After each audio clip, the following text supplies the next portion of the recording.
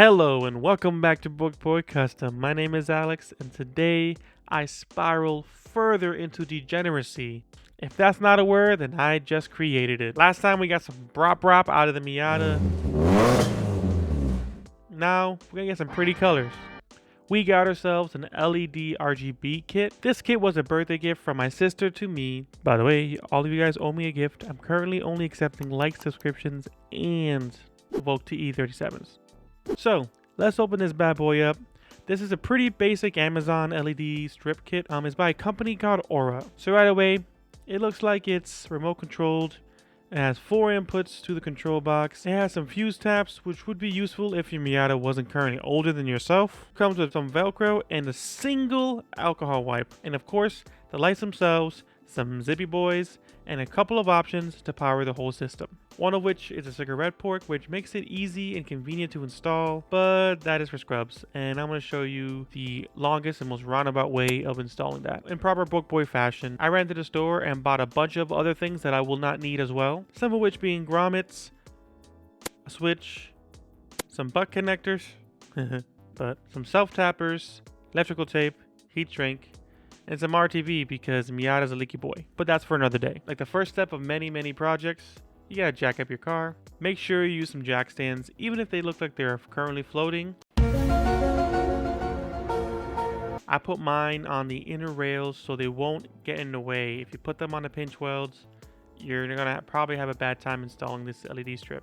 At this point, I'm just looking underneath the car, trying to plan out my routing. After pulling the glove box, I decided that that's where the control box will be. It's as close to the center of the car as I'm willing to get, keeps the remote nice and close to the control box, and it keeps the wires nice and close. I decided to pull the carpet and try to find a way to route the RGB wires, and yikes.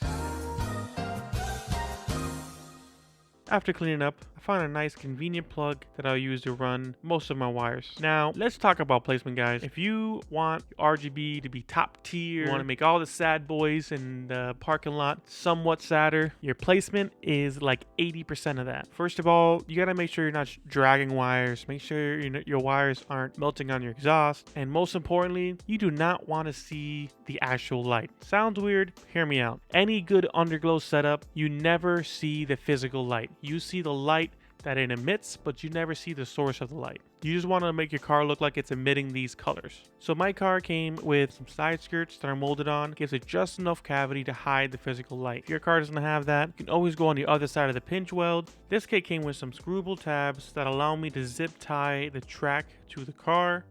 Also allows me to zip up some wires that are hanging. I'm using this along with the adhesive on the back of the LED strip to do the install. It'll help it last longer and make the install overall a little bit cleaner. After installing all of this, my GoPro has a meltdown and I lose some footage. While it cools off, I install the front strip. Pretty much the same idea. I have my glorious Amazon lip and it gave me a nice little area to tuck it away from. There, I just ran the wire above the passenger wheel area. Make sure to keep it away from any moving parts.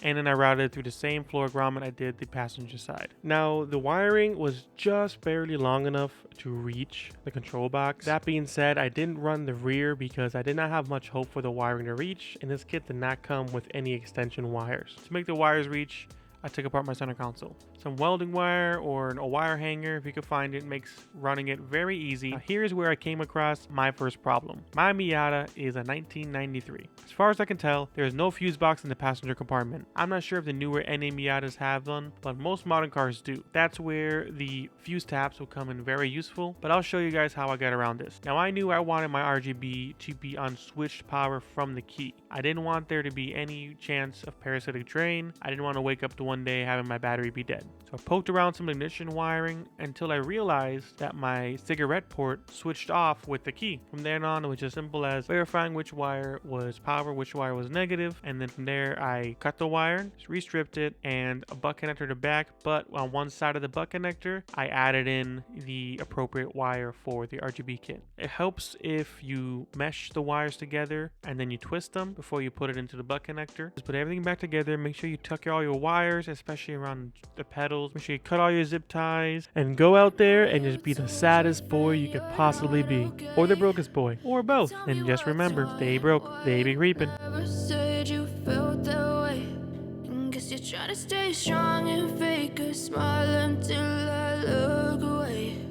But I've known you too long, it hurts to watch your blue eyes fade to gray as you fade away, as you fade away.